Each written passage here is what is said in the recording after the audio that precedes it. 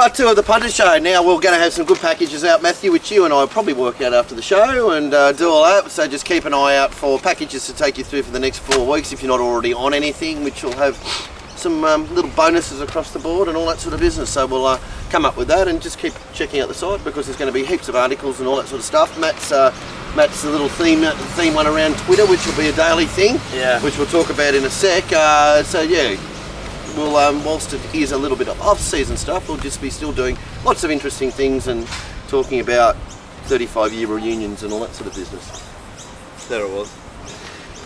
You did an article, one of the things, one of the first ones for the circulating on Twitter, Matt, the top 10 pet hates about punting. Yes. Yes. You did. And, I saw your list, it wasn't bad. It wasn't bad? Yeah, because I hate all those things. Let me bring it up. Yeah, so I'll bring it up. One it. person tweeted in and said, who was a female, what was it? Was it Kate? Kate Silk. Kate Silk, yeah. She said, she asked, why did you come up with the picture? I wasn't happy with that. When most of the respondents were boys, why is the picture of the girl pulling her hair out? Why is it the picture of the girl? Yeah, I saw the picture of the girl, but that's I was about to reply to her because Matthew's sexist. But I thought you might take offence at that. It was reverse. I was like trying to say women punt. She like went the other way and blew off. So then it's very tricky. So then is Kate the sexist?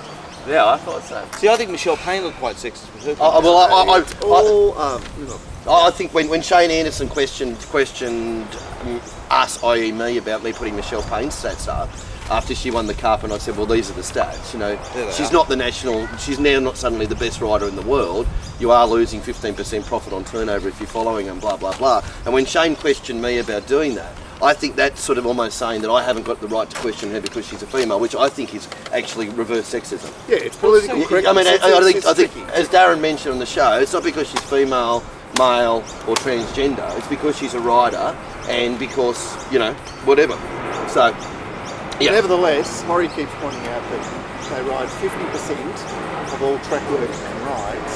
Sorry, 10% of all track work and rides and represent 50% of the That's quite been saying that. They're just going to keep going too. It's not a bad thing. People are going to let the planet. It makes some room for someone else.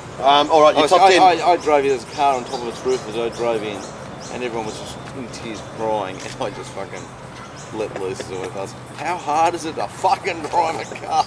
I just don't give. There could have been. I just don't give a fuck. Honestly, if there was petrol on the ground, I'd throw a cigarette out.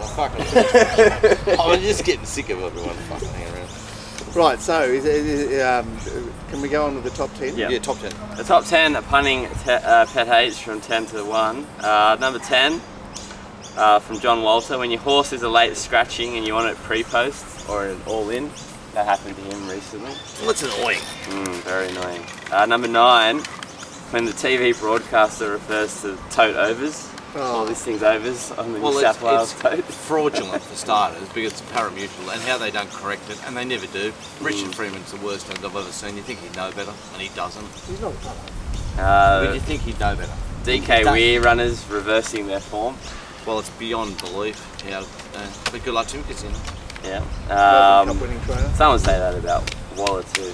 Taking unders or taking overs and getting beaten. Taking unders and it wins. Then you're not happy, and taking overs and it loses. I'll cop taking unders and watching it win though. That was from Marco. Number 6.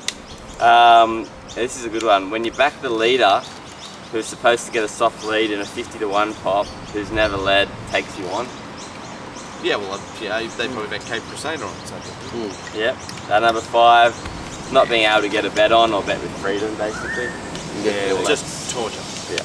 Because they've displayed a price, and you've missed out on $7, so they won't bet you. So how does your mind take the $5.50? Because you go, but they bet $7. But did they? Yeah. They didn't. They didn't bet it to the full market, so no, they haven't. 4A and 4B is when you find the perfect horse in the perfect race, and the connections try to do something different from the barrier to try and outsmart everyone. And that really fits in. And 4B, when you find a great chance at big odds and the jockey rides it like it's price. That happens a lot, you know. I reckon that happens a lot. I think a lot of jockeys go out, I'm on this thing in the next, it's going to win at 13 to 4. I'm on this thing at 50s. Oh, yeah, it's 50, so it could win. But stewards need to be on top of that. Number 3, going all in on one at short odds, it loses, and then the next week it wins at double figures for the next start. Torture. Torture. My whole life there. They're getting 3 legs of a quaddie. The world has three times a week. Yeah. And then the number 1 pet hate is the sub rule in a quaddie. And everyone dislikes that. Yeah, but as we mentioned before, for everybody who asked about that too and haven't seen it, the tab actually did do the survey and they came back with that people do like it. But as we mentioned, the survey was probably surveying, unfortunately, a lot of their customers, and they're probably like the smaller players. We like to think that the tab did try to change it. The other thing I like about the tabs is the new ads. I do like the new ads. They are pretty funny. You interviews the punter outside like it's a football player. That's particularly funny. And the bloke signs the other bloke's form guide. Yeah. That's hilarious. Yeah. Even I like that. You should sign some form guides.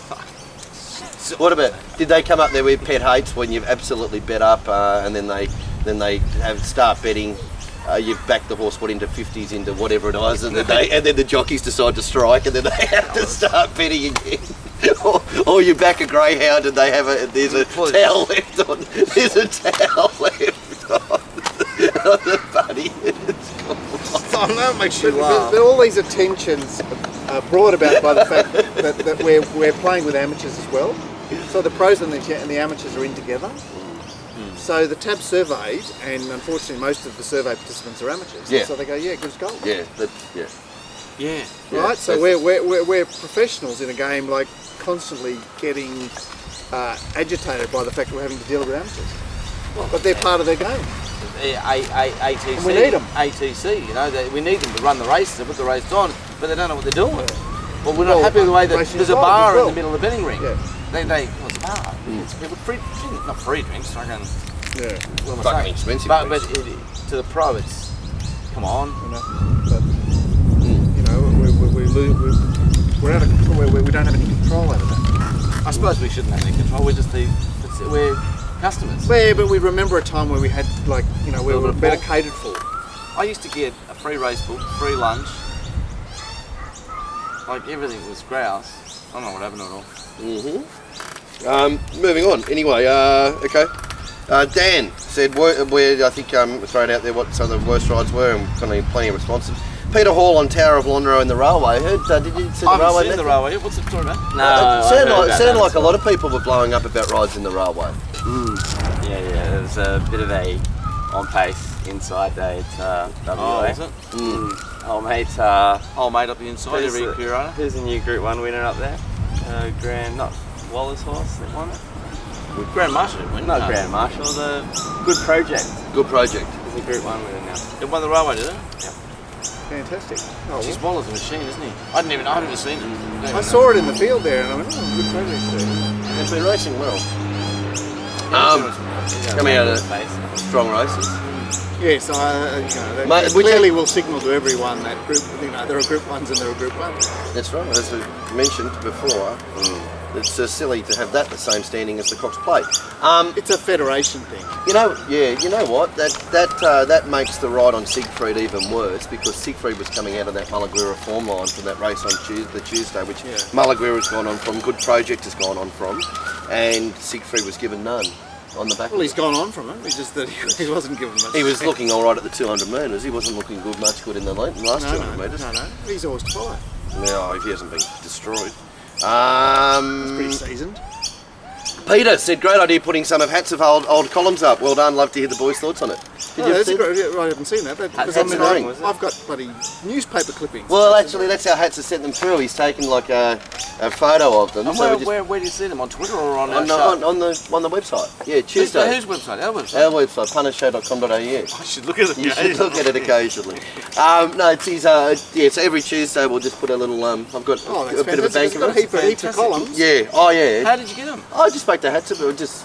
Spoke to Hats about it, and we were just talking about something. I said, oh, you should send some of those through. I still think the best thing I ever saw at a racecourse in my whole life is the original Punters Stadium, Punters Post Stadium or whatever it was. Podium. with Hats running it, with chocolate wheel. Ronnie does the chocolate wheel, Yeah. and when a 20's chance, they give a slab of beer to someone as Yeah. a bookie shout. Yeah. Yeah, it was it's hard not to like those But days. you know, you're not allowed to. You're not allowed to give away that. You're not allowed to do I'm that just anymore. saying, I mean, that's it was that's OH&S. That's society. like you give away a slab from Yeah. the bookies. How good's that? The bookies might have done their balls on, might have been 50s to 20s, Dr. Nick, but they still had to give away a slab. Yeah. But it was good. It was fucking Wow, yeah. It's hard not to like that. But the column, Can we go back to those days, Dallas? Can we in AOH... as a society, the problem is it's more society.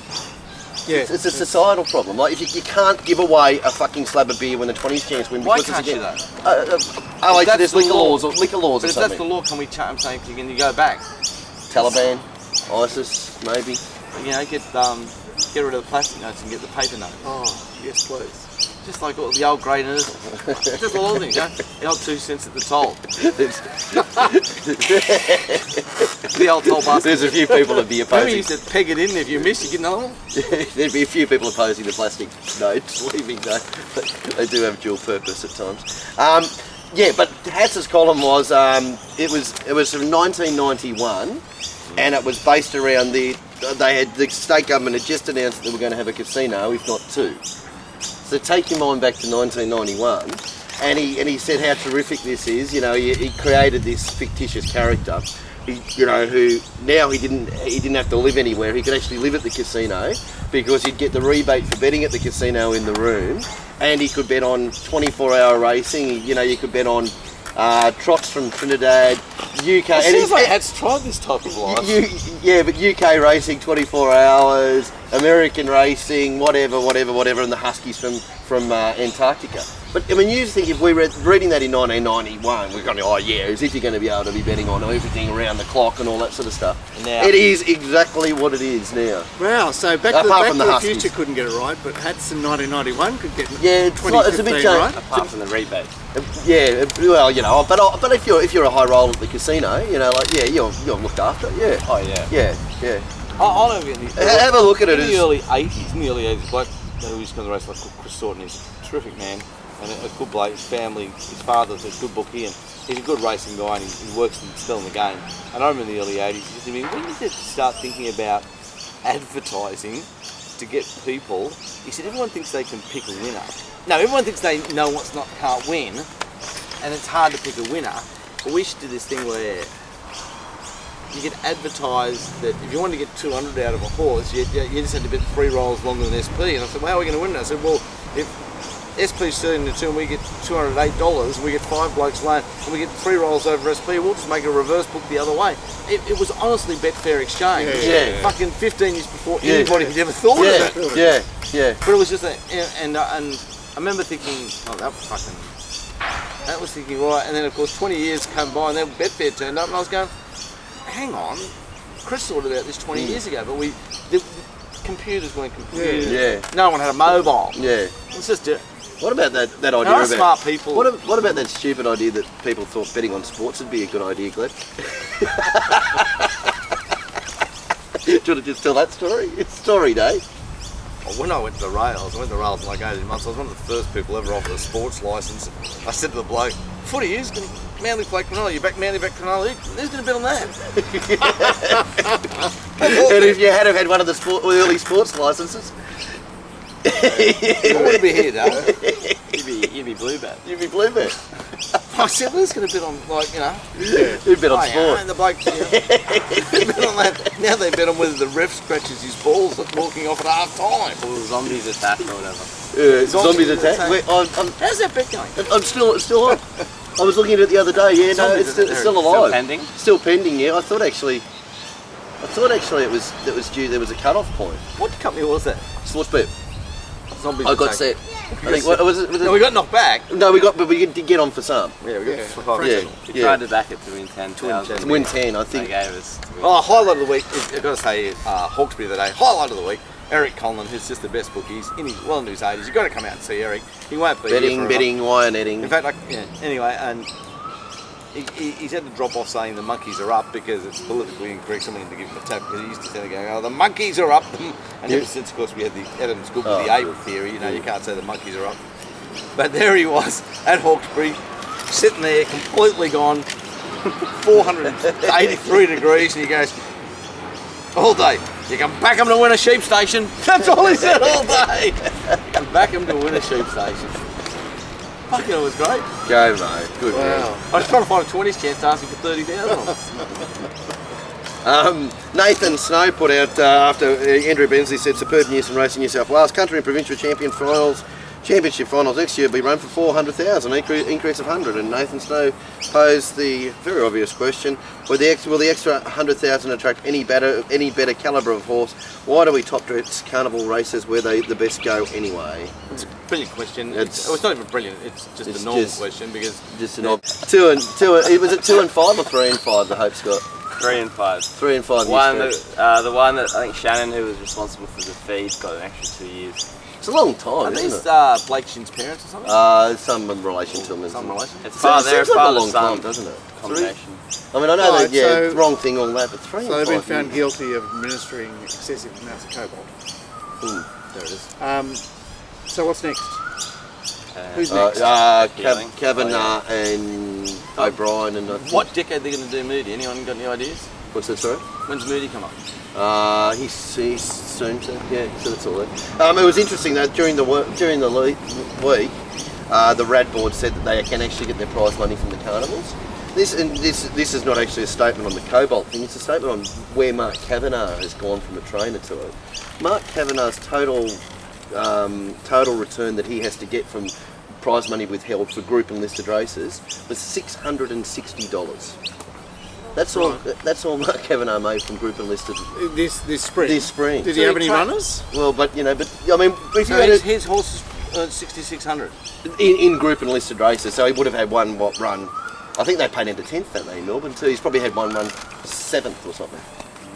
That I mean, but what I'm saying is, Did he have any runners? no. But what I'm saying, the point is, you go back 3 or 4 years ago and said that, Yeah, and so said that yes, all yes, 10 million. Shocking.